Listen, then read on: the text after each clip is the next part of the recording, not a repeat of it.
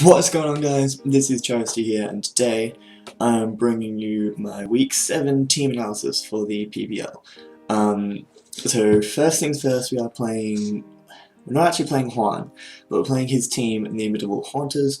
Unfortunately, the day we organised, he was actually getting his wisdom teeth out, so he's got his backup coach, which is Ethan/Erasmus, is that right?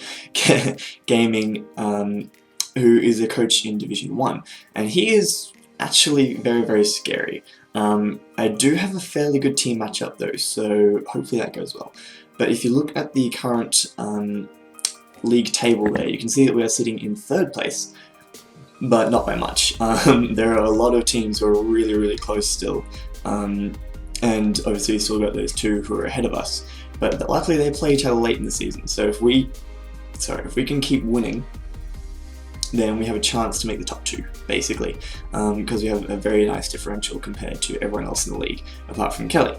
So, and then in the MVP race, we have Darmanitan moving right up into 6th place, and Kurum dropping to 9th. Now, on that Kurum thing, this week was another transfer window, and I decided to trade off Kurum to Kelly for Gudra. I also traded off Why Not, but let's be honest, I probably wasn't going to bring Why Not, and gave him my extra like 0.75 million or whatever. As most of you probably know, I adore Gudra. Like, I absolutely love it. I can do so many things that I feel really, really comfortable with it. I know a lot of its calcs off the top of my head because I've used it so much, and I wanted to use it. When Kelly mentioned that he didn't really like using it, I was like, do Kurum instead, and he took that offer. So Kurum, although it was doing work for us, it was really good one week, and then got paralysed a lot, and I haven't brought it most of the other weeks, and there's a reason for that. I just didn't feel as comfortable putting it on a team. Whereas with Gudra, I feel like I know what I need it to do every week, and that's exactly what I wanted. So, now that that's over and done with, I can get into the team. So you can see that I am bringing Mega Sableye, Gudra, Nidoqueen, Togekiss, Lantern, and Darmanitan. So Juan/Ethan's team I would normally have here, but I've actually forgotten to take a screenshot of it because I'm disorganized. So his team from memory is Tornadus T, Raikou, Skarmory, Chestnut, Avalugg, Mega Medicham, Volcarona, and Gastrodon. So, of those, I really don't think he's going to bring Avalugg. He might, but it can't do much to Sableye. And it's mainly there to be Rapid Spinner. It might actually do work if it was offensive. Honestly, looking at my team, with Earthquake and Ice Claw Crash, it could actually do a lot of work to my team. But I have a couple of things that can just kind of destroy it. So I'm not too worried about Avalugg. It might be a mistake. We'll have to see. I have things which can kind of overlap and deal with that anyway. Then Gastrodon is a pretty big problem for my team. Obviously I have a Celebi, but that's kind of too obvious, like he's not going to stay in on a Celebi. Raikou, I'm not too worried about again because Lantern can deal with it, Gudra can deal with it. If it's choiced, I can bring in something like Nidoqueen and just destroy it. So yeah, the main issues with his team are going to be taking down Gastrodon, Tornadus T, and if I let Sableye go down, Mega Medicham. Because if Sableye goes down, I don't have much else for that thing. So that's going to be, I'm going to need to keep Sableye as healthy as possible for as long as possible. So then, looking at the sets that I have brought, I have Calm Mind, Recover, Mega Sableye again, with Shadow Ball and Hidden Power Flying. The reason I have Shadow Ball is because it's good stab, hits everything on his team neutrally and something super effectively. And then chance for Spit F drops, which would help out a little bit. And basically my aim with this thing, I originally had Snarl in case you brought like sub Calm Mind Raikou and started trying to set up with Volcarona. But honestly, Shadow Ball does enough more to the rest of his mons that I kind of needed that. But obviously Chestnut with Bulletproof is immune to Shadow Ball. So I decided to go with Hidden Power Flying because he could be Lumberry, and so if I waste turn trying to burn him and then he gets off free damage, because Chestnut can actually do quite a bit to even a physically defensive Mega Sableye, which is a little annoying, but you know, we'll deal with it. Next up, So it's fairly simple. This is probably my biggest win condition. I intend to probably not sweep with it. I intend to punch a couple of holes, keep it around, and just not let this thing die the entire game. Next, I have Come Dragon the Gudra with Rock Slide, Dragon Tail, Power Whip, and Fire Blast with a very, very weird spread. So I've sped crept a speed creep on min speed Skarmory, I believe. So I think if he runs 4 EVs in speed, I will outspeed it. Maybe 12. I think I sped crept 12. Because just in case, because I want to be able to outspeed that thing to a KO with a Fire Blast. Even if you're especially defensive, Fire Blast to a KOs, which is why I have those 44 EVs in special attack. Then close to max HP just to chew hits from Volcarona and Raikou, and then a lot of attack investment. Dragon Tail is just to basically shuffle things around, be annoying. I am bringing Hazard Stack this week, so hopefully rack up Hazard's damage on a lot of his mons. Power Whip is obviously for Gastrodon, Rock Slide is for Volcarona, Fire Blast is for Chestnut, Avalugg, and Skarmory. I think that's pretty much all I have to say about Gudra. I did consider Earthquake over Dragon Tail, but figured he'd probably want to Volt Switch out with Raikou anyway, because HP Ice really doesn't do that much to me at all. And if he's physical, the strongest move it gets to hit me is like Rock Climb, and that doesn't really do much. So yeah, I will just stay in with Gudra, go for a Dragon Tail, hoping he Volt Switches out or something, and then phase him around a little bit more. Obviously that doesn't work too well against things like the Tornadus, but everything else, if he brings in Skarmory for example, I can get it out without being able to defog. Next one I'm bringing is T-Spiking Offensive Nidoqueen. So I'm bringing dual hazards this week because he has Avalugg as a potential spinner, but I have a spin blocker, and Skarmory as a potential defogger, and Skarmory can't do anything to Mega Sableye.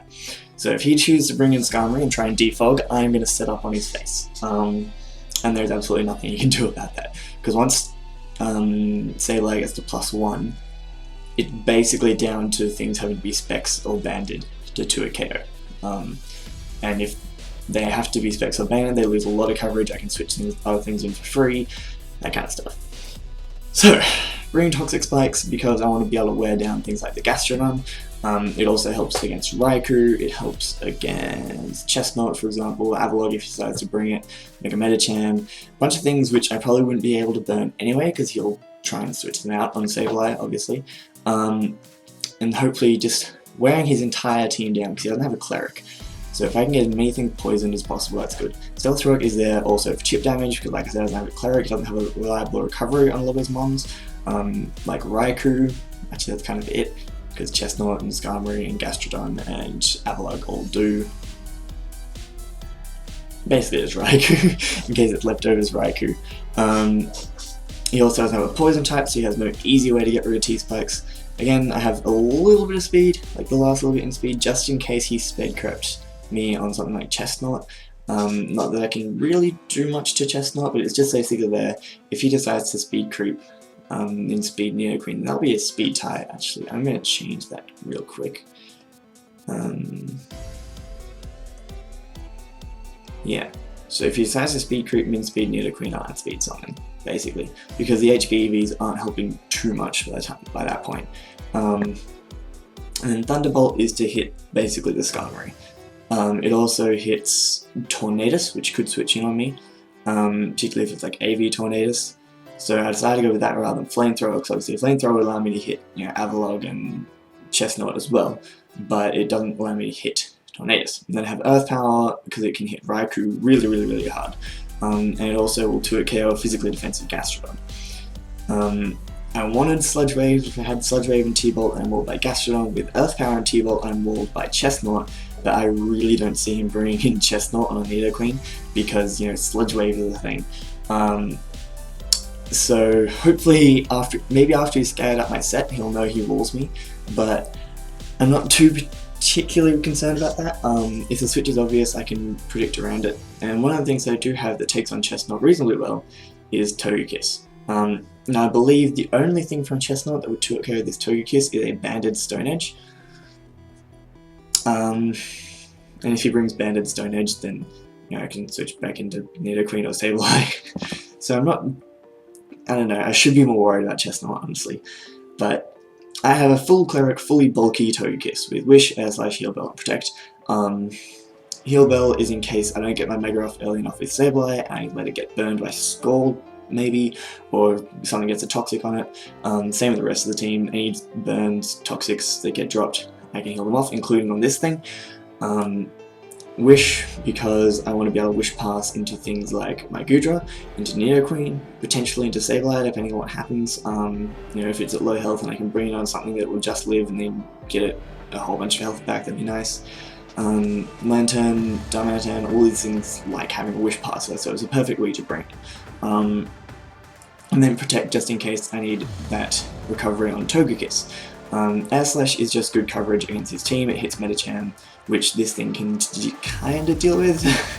Not particularly well, I believe it can take an Ice Punch, but we'll get 2 KO'd by it, which isn't fun. And, you know, Medicham obviously gets Bullet Punch as well. But Air Slash does a good amount to Medicham, does a good enough amount to Volcarona, and does a lot to Chestnut, like a huge amount to Chestnut.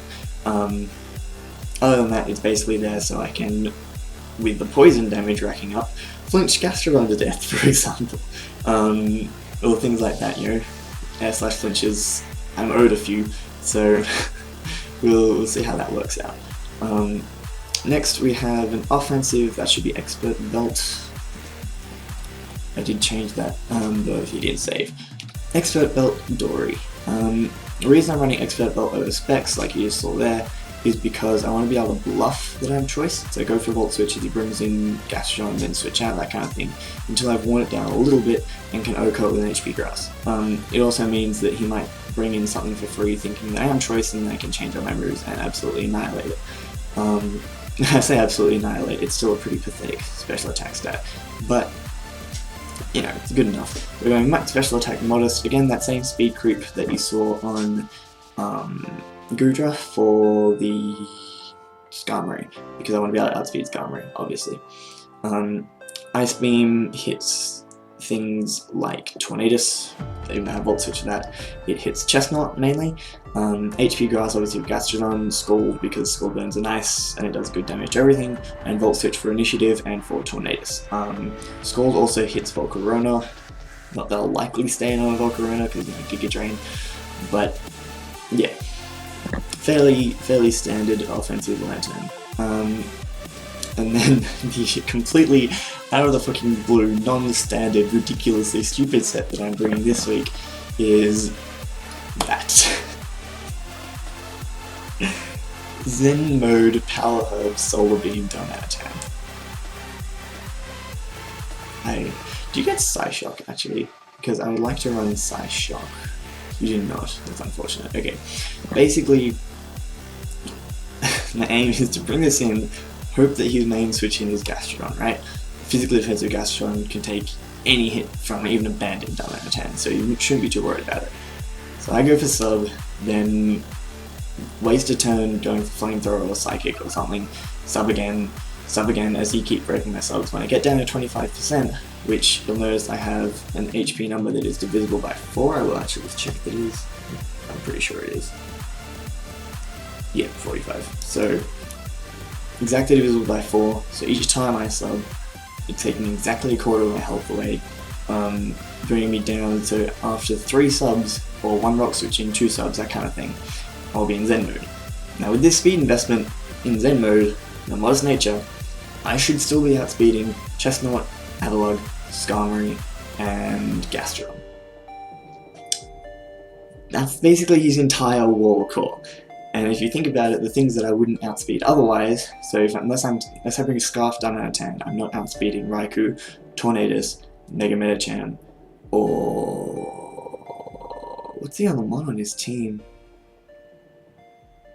Volcarona. I'm not outspeeding any of those 4 without a Scarf. Anyway, so I decided this was the week to bring Zen Mode down, because he brings physically defensive Gastrodon, Solar Beam OHKOs. If he's Rindo Berry, Solar Beam is a roll to OHKO from full. After rocks, after potential poison damage, it guaranteed OHKO, which is just stupid. And also, Flamethrower hits his team a lot harder than you'd think, because all of his really good physical walls, which might be able to take a flare blitz, things like Skarmory might have Rocket Barrier Way to take a flare blitz and then counter and kill me. Flamethrower will hit Chestnut, will hit Skarmory, will hit Avalugg. Psychic is there kind of just to waste that turn while I'm behind the sub, that kind of thing. It also means if I don't want to waste my Power Herb and I think a Psychic will kill Gastron anyway, I can go for it. And it doesn't have a particularly good switch into this thing. It will 2-hit KO anything in this team that isn't AV, basically. So if he brings in Volcarona on a Flamethrower, it takes over half, which is stupid. Mega Medicham takes over half, Tornadus will take a good amount unless it's got a lot of HP investment in AV, Raikou likewise. So I'm feeling fairly, even though this is a really stupid set, I'm actually kind of happy I'm doing it, to be honest. So in any case, I'm about to have the battle now. Hopefully Ethan gets ready soon, because I kind of need to go to school in like 40 minutes. But I hope you guys did enjoy this little video, and I will see you in my next upload.